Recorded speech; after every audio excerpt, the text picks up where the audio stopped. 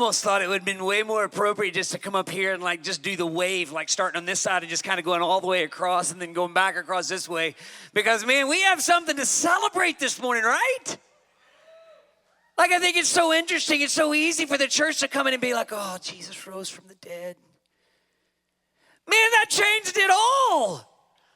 That ought to do something inside of us. It ought to move us in such a way that, man, we can't help but just to go, God, thank you so much. At the top of our lungs. Can you imagine that day? The ladies show up, and the angels look at them and say, why are you searching for the living among the dead? They take a deep breath and just go, I mean, we'd heard about that. But then the reality that he was no longer among the dead, he was living. And later came to him and said, hi, it's me. And then he met with them. He met with more. And then he ascended back into heaven, saying, one day I'm coming back for good. Church, we have so much to be grateful for. Jesus is alive. And if you believe that, if you rest in that, if that is the hope of your salvation, and that is what you put it in, then that means for you, you are alive. You have freedom. Your life looks different. And more and more every day as we become more and more like him and we seek him and we see him and we become more like him and less like this world each and every day. It's kind of like how I see myself right now. I don't know, but I'm going to talk to dads for just a minute because I don't understand moms in this regard, but I understand dads. I feel like dads, we go through these dadisms. Like we have these moments where we feel more like a dad. You remember seeing your dad growing up and like he would do something, you just be like, God, you're such a dad. I feel like I have more of those where every day I feel a little bit more like a dad. One of those things, all right, it's a confession. I love to work in the flower bed. It's such a dad thing. Now, I don't have like the socks that my dad had and the short, well, maybe a little bit more of the shorts that my dad had, but I just feel kind of more like my dad because I go out and I work in the flower beds. I love to mow the yard. People are like, well, let your kids mow the yard. I'm like, nope, that's my thing. It's actually escape for me where I can just kind of sit in my dad world on my mower and I can enjoy my dad life. It's great. Every season there comes this time where you have to get the flower beds ready.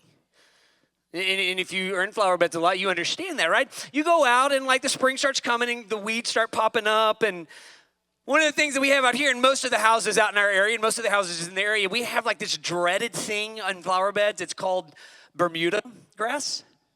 You know what I'm talking about if you have flower beds? Or maybe some of you now, you just have a Bermuda bed. It's no longer a flower bed. You're just like, I quit. But it's one of those things that every year I have to go out and I have to get my flower bed ready. And what I have to do is I have to go in and I have to start getting all of the Bermuda grass out. And that stuff is like the neighbor that shows up that you're just like, yeah, okay, this is okay. Thanks for being here, but now it's time to go, right?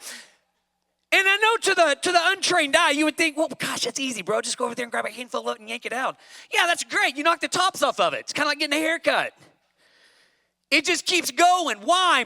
Because there's this root system underneath the soil that is just voracious.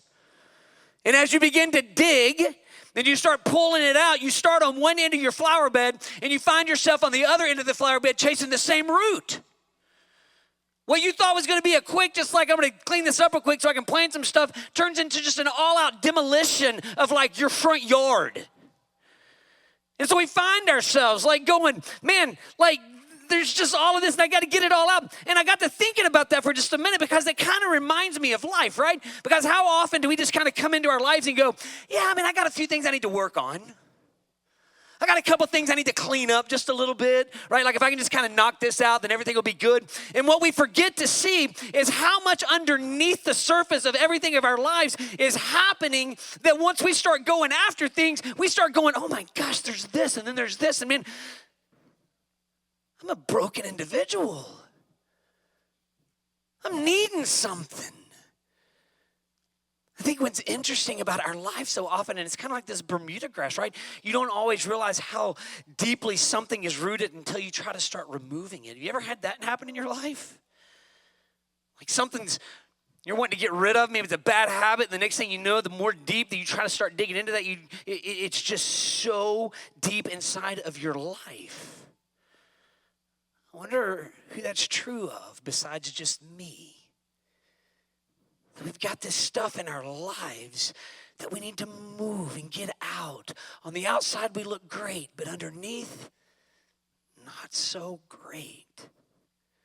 This morning, I want to talk about a story that actually is woven all throughout the book of John. And I actually want to talk about a guy that we don't normally talk about on Easter Sunday. And really, we don't talk about this guy a whole lot, but maybe just kind of one chapter of his life. But it's a guy named Nicodemus. Ever heard of that name before? It's okay if you haven't. He just kind of comes in and then he's out. But Nicodemus is somebody I think that we could all relate to at some level. Why? Because, man, he was one of those guys who was respected. Like he looked the part. He had his life together. He was religious. People admired him. He was a Pharisee. He wore this robe. He was a religious character. He was a religious person. I mean, he was of the upper echelon in the religion. He was part of a crew of people called the Pharisees. I mean, they spent a lot of time becoming these people, these rabbis, these priests, these people that would go in and be like the moral teachers of the time. People that would explain the things of God. Looking on the outside of Nicodemus, you would look at him and think, man, this guy has got it all together. But deep inside, he's missing something. Deep inside, he begins to kind of go, man, something's not quite there. I look the part, everything just kind of seems okay, but there's something missing. And what happens is we find him coming to Jesus because there's something missing.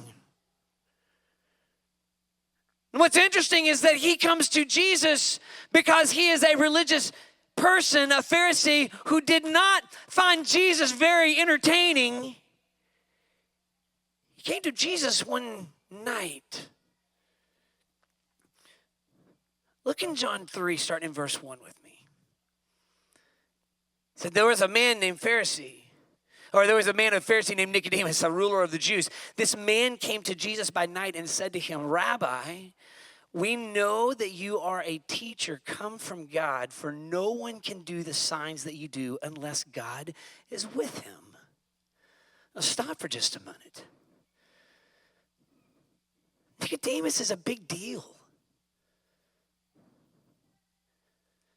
Most of the people that we see coming to Jesus seem to be the people that don't really have it all together, right? Nicodemus isn't blind. He isn't deaf. He can walk. He didn't look like the typical sinner that you oftentimes see Jesus with. Listen, if there was anybody that could earn their way to God, it was probably Nicodemus. He was that kind of guy. You see, I think we give Pharisees a bad rap, but they weren't villains in their own eyes. What we find out about Pharisees is they were just trying to live holy lives. They just forgot that love matters a little bit more than rules. But you see Nicodemus coming to Jesus. Let's talk about why this happened at night. I don't think that it's just a timestamp. I think it means something. So picture this with me, right? Like it's late, dark, nobody else is around, the streets are empty, and maybe he finds Jesus sitting by a fire somewhere. I don't know really where he is at this point in time. But Nicodemus comes to Jesus. And it's very interesting. You find him being very curious, but very cautious. I wonder who he's in this room that maybe that kind of fits you just a little bit. Maybe you're here this morning, you're going, man, I'm curious about this whole Jesus thing, but you find yourself being very cautious because that is exactly where Nicodemus was. He was drawn to Jesus, but y'all, he was not ready to risk anything. He had built his life up to this point of going, man, I'm pretty happy with it. I like what I'm doing. I don't want anything to get in the way of that. So he's drawn to Jesus, and he's torn. He's a teacher of the teachers. But listen, here's what's happening. He's watching Jesus, y'all. He is watching Jesus from afar, and he's noticing, man, you teach different than we do. You do things different than we do. We know this law, but you seem to live this law in such a way that, man, I don't get you. But I think there's something to you that's missing here. I think there's something missing in my life. And he starts the conversation. Rabbi, we know that you're a teacher come from God, and no one can do the signs that you do unless God is with him. And notice what Jesus does. He doesn't say, hey, thanks, man. That means a lot coming from you, Nicodemus. You're a good dude. No, he throws down the hammer on him in a Jesus loving, kind, gracious, merciful sort of way. He looks at him and says, Nicodemus, man, I need you to hear this. He says, truly, truly, I say to you. So now Jesus is responding, unless one is born again, he cannot see the kingdom of God. Nicodemus said to him, how can a man be born again when he is old? Can he enter a second time in his mother's womb and be born? And Jesus answered, truly, truly, I say to you, unless one is born of water and the Spirit, he cannot enter the kingdom of God. That which is born of the flesh is flesh, and that which is born of the Spirit is spirit. Do not marvel that I've said this to you. You must be born again. Listen, he drops the hammer and says, Nicodemus, if you want to experience the kingdom, Nicodemus, if you want to understand what this life is all about, this is what you're going to have to do. You're going to have to be born again. You're going to have to start over. And Nicodemus gets a little bit nervous, and he starts retreating back into his religion just a little bit, and he starts going, but whoa, wait. Like, can a person really, like, go back into his mother's womb and be born again? Like, we know the answer to that, and so did Nicodemus. No. You can't do that. But here's what's interesting about this whole thing. Jesus was actually speaking Nicodemus's religious language. Like one of the things in the Jewish culture that they talked about was someone being newly born. And what newly born was given to the Gentiles who were coming into the Jewish faith. And he would say you would have to become newly born. And what they mean by that is that you would have to start over. Everything that you've learned, everything that you've understood, everything that you think you know, you're going to have to come back to a place of going, okay, deleted. Now I'm going to start at this place of going, I'm fresh and new. How do I do this? How do I walk this out? And so Jesus flips it on him. A Pharisee, a teacher of the law. He said, Nicodemus, if you want what's missing inside of you, I need you to hear me when I say this, church. Listen, if you want what's missing in you, it's about us coming and being born again unto him, unto Jesus. Starting over. God, how do you want me to live? God, how do you want me to do this? Yo, this was an intense moment. Keep in mind, Nicodemus, man, he isn't broken down. He's not at rock bottom. He's doing well. He wears the robe of a Pharisee and he wears it well. Look who I am and look what I've become. And now Jesus has said, everything that your life has been built upon, everything that you built your life upon, all of that is going to have to be gone so that you can build your life on me. He said, Nicodemus, you got to let go of the robe. which symbolized a lot. Here's what I love about his story. As Nicodemus is backing off. Listen, Nicodemus doesn't say no to Jesus. But he also doesn't say yes. He's cautious. He's curious. Hey, can we just sit in that for just a moment, all of us?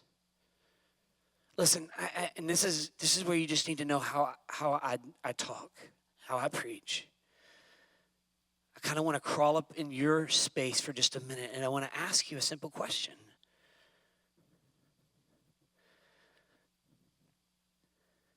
Does it seem like there's something missing in your life? I mean, I know you have it all together. I know we don't have like broken people here. We're all good, right? I mean, if you ask people that, how you doing? I'm great. Life could be falling apart. I'm good. But let me ask you, if you were to get real deep right now, man, what are you looking at in your life and saying, man, yeah, everything seems to be okay, but it just seems like there might be something that is missing. Is there more to this life than what I'm actually living right now? Is there more? Let me ask you a question. If there was more, would you want to know? Or would we just be content and happy with maybe where we are? And I get it. We come cautious. I know for a fact that a large number of you here, including me, can look at the Christian faith with caution. Why? Because we know that when you plunge into that, when you take everything you have and you put yourself into that, you're looking at it and going, there's no way to return from that. And you're right. Once you're in, you're in.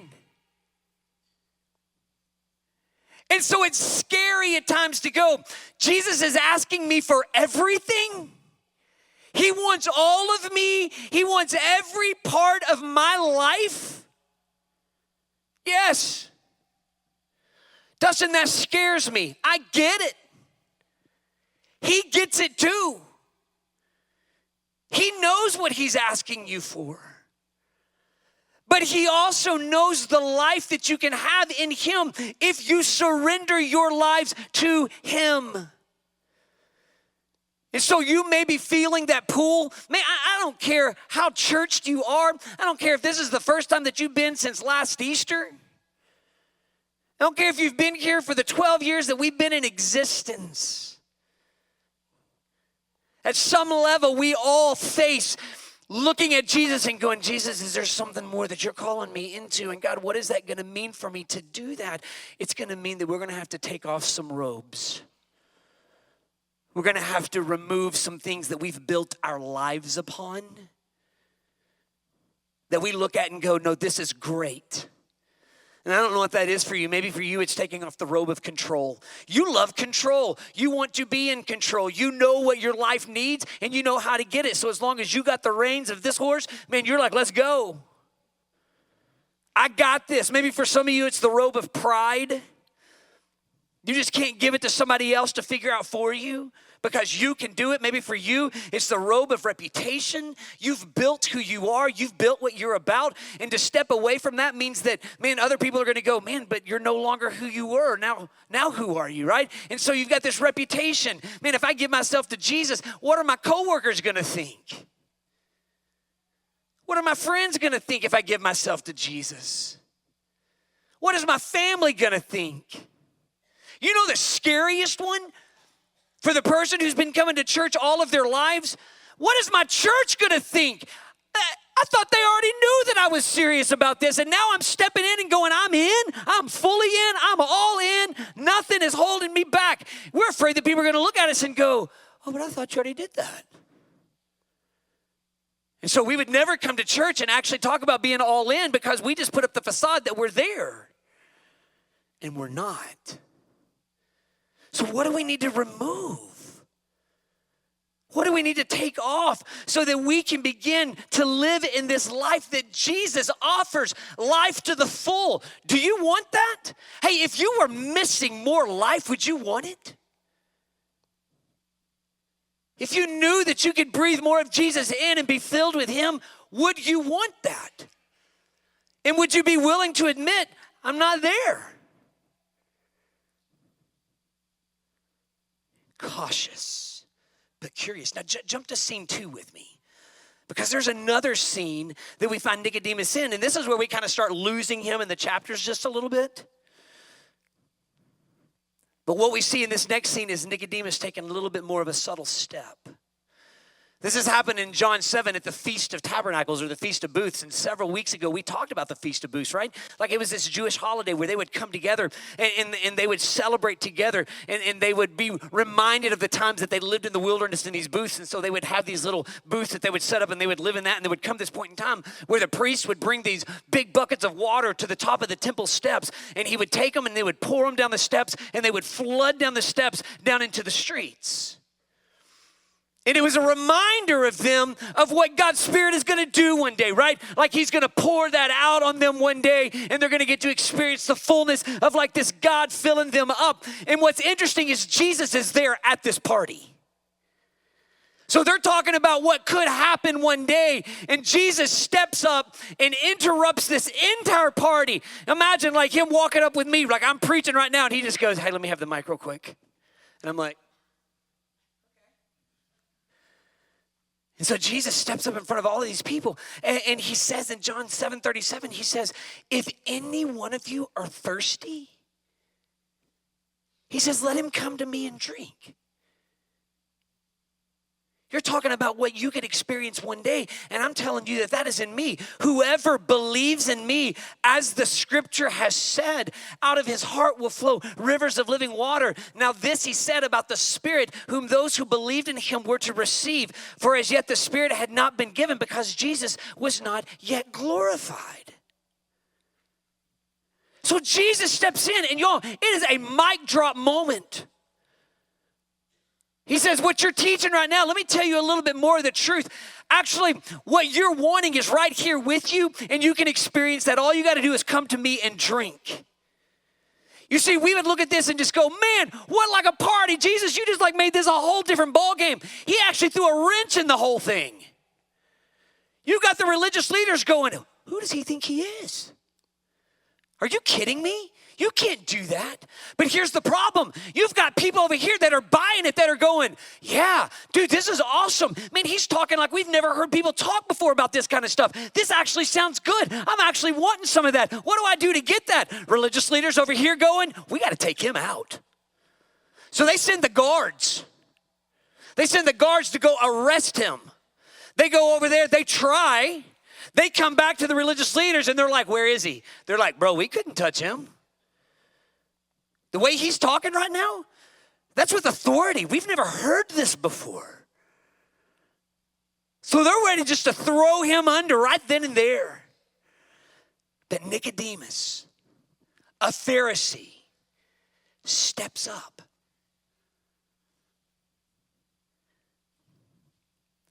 He steps into this moment, and not very loudly and not really defiantly, but he says, does our law judge a man without first giving him a hearing?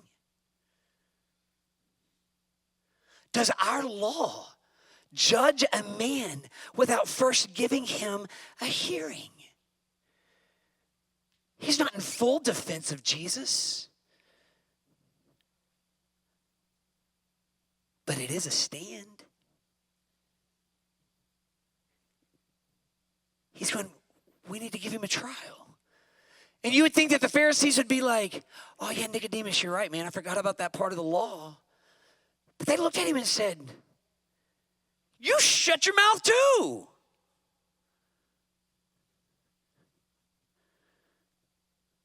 A little bit more of a step. Not all out, but not all in. Is that you? You're not all out. This Jesus thing is pretty enticing. I mean, you're here at church, right? But we find ourselves not being all in. Why are you here?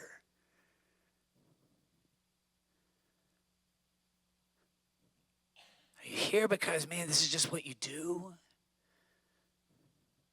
Listen, you may be here and this morning you're going, but Dustin, here's the deal, dude. Like this Jesus guy, I just got lots of questions. I'm not all out, but I just got some questions that I'd love to ask him. I've got some questions. I got some frustrations. I got some doubts that, man, I would love to kind of bring to Jesus and surrender them to him and just kind of go, God, what do you think about this? Can I tell you something this morning? And maybe you've never heard this before, that Jesus loves your questions. That he's not scared of your doubt. He doesn't get thrown off when you're like, man, I'm just struggling with really believing in you. He's not going back there going, what? Are you kidding me? You don't believe in me? No, he'd look at you and say, I get it. Just keep taking some steps. Just one more step. Can I encourage you with something real quick? Wherever you are, and wherever you are in this Jesus story, cautiously curious, questioning, taking some steps, I don't know where you are. But hear me when I say this, Jesus is patient with you in the process. I don't know who needed to hear that right now because you're afraid that Jesus is real frustrated with you right now and he's really put out with you right now. And I just need you to know wherever you are, and maybe you've been at Vantage Point for a long time, he loves your questions. But I need you to understand he is always going to call you forward. He is always going to call you to come near to him. So keep asking. Don't stop asking.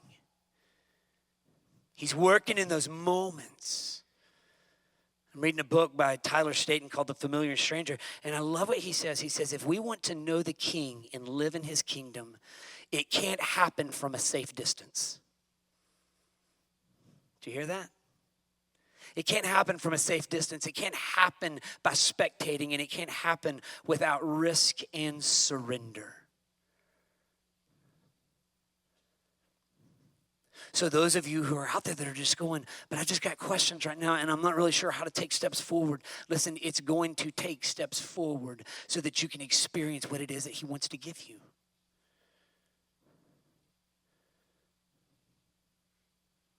Whatever. The life that he wants you to have happens in him as you move towards him. Now let's go to scene 3. Scene 3 is maybe kind of one of the saddest days that leads into the most incredible day. In John chapter 19, starting in verse 38, Nicodemus shows up a third time. Listen to this one. Verse 38 of John 19 says, after these things, Joseph of Arimathea, who was a disciple of Jesus, but secretly for fear of the Jews, asked Pilate that he might take away the body of Jesus. And Pilate gave him permission. So he came and took it away. Verse 39, Nicodemus also, who earlier had come to Jesus by night, came bringing a mixture of myrrh and aloes, about 75 pounds in weight. So they took the body of Jesus and bound it in linen cloths with the spices, as is the burial custom of the Jews. Now, in the place where he was crucified, there was a garden. In the garden, a new tomb in which one had yet been laid.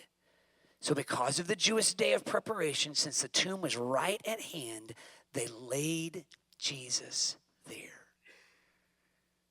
Who? A guy named Joseph of Arimathea and Nicodemus. And I love it because the writer who wrote John 3 as well said, by the way, it's the same Nicodemus, so you're not confused. The same one that came to Jesus at nighttime. in secrecy, not wanting anybody to know who he was with, what he was asking, who he was talking with. Didn't want to know any of that. And now what do you have? You have him showing up in daylight. He's come out of the shadows into the presence of everybody who's watching him. In the moment where the disciples don't know what to do, what do? Jesus is crucified, he dies. What do? They flee. They're scared to death to be even a representation of this because they're like, what's going to happen to us? If they killed him, are they going to kill us? So they run. This quiet, curious, cautious man who began to take steps has now come to the point where he just says, I'm in. And I don't care who sees me. And he brings 75 pounds of aloe, seasoned and spices. 75 pounds. That's significant, by the way. Can I tell you why? It says two things. Number one, it says that Nicodemus was a very wealthy individual. He took his money, probably went out and bought it and brought it. Number two, it's significant because he no longer just sees him as a good teacher, but he's burying him as a king.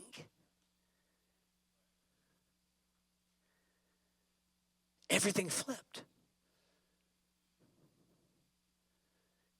He now sees Jesus as somebody worth burying as a king.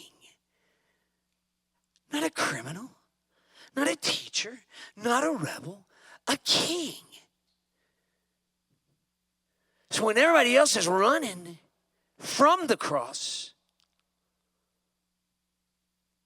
he's running to the cross. When everybody's afraid, he's stepping out and he's stepping in. Church, this no longer is partial commitment. Nicodemus just put a big target on him. He's one of them now. But he recognized the worth of it. This is a robe on the ground moment where he laid it all aside and said, Jesus, I'm in. This is everything. And you have to believe at some moment that Nicodemus has heard that he might rise from the dead, but he was buried. He was putting somebody into the ground. My guess is that Nicodemus was probably not thinking that 3 days later something miraculous was going to happen. But Nicodemus was a part of hearing that story too.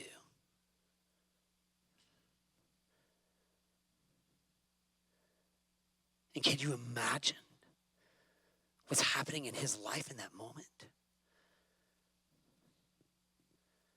That he knows the tomb that he put him in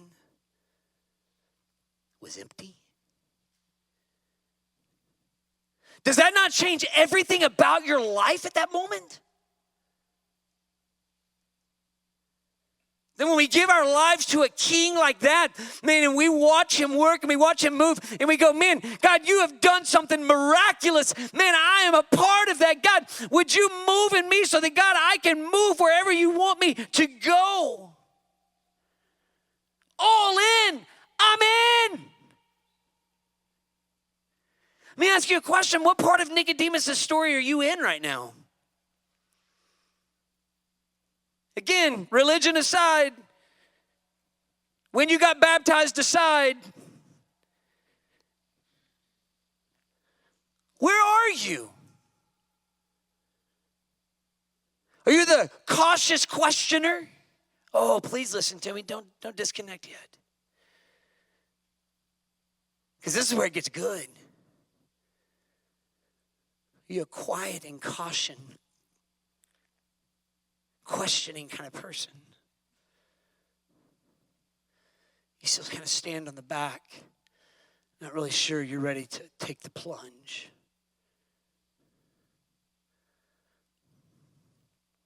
Are you speaking up in maybe some small ways, but you're still unsure? You're here. You've taken some steps. You hadn't said no, but you hadn't fully said yes. That's a real place, by the way.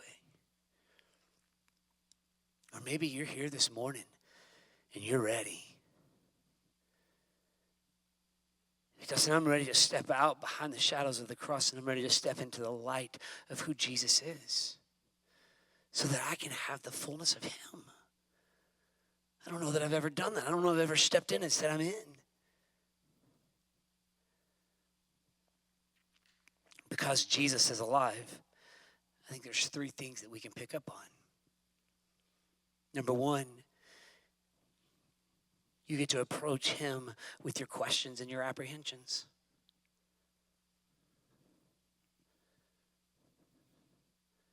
God, I don't understand. God, I'm confused, I'm frustrated, I'm disappointed. Because Jesus is alive, church, you can take a stand in him. You can walk in him. You can walk as his people. Because he's alive, we get to do that. Does it require perfection? Just a step that just says, God, here I am. Number 3, you can actually step into the light. You can. You can surrender everything.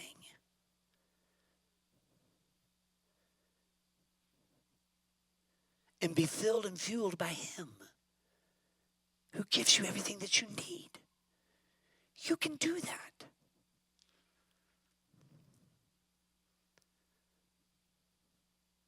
My question for you is, will you?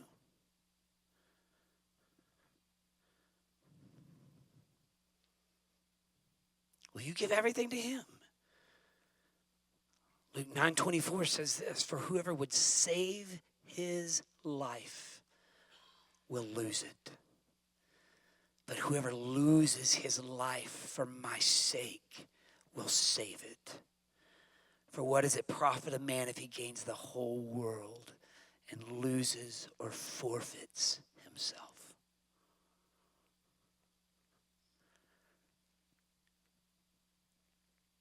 Church, this morning, because of what Jesus did on the cross, you can surrender to him, bring it all to him, and let him give you the life that he wants to give you. Trusting him, putting your faith in him, like Nicodemus, walking out of darkness into his light. I want you to bow your heads with me for a minute.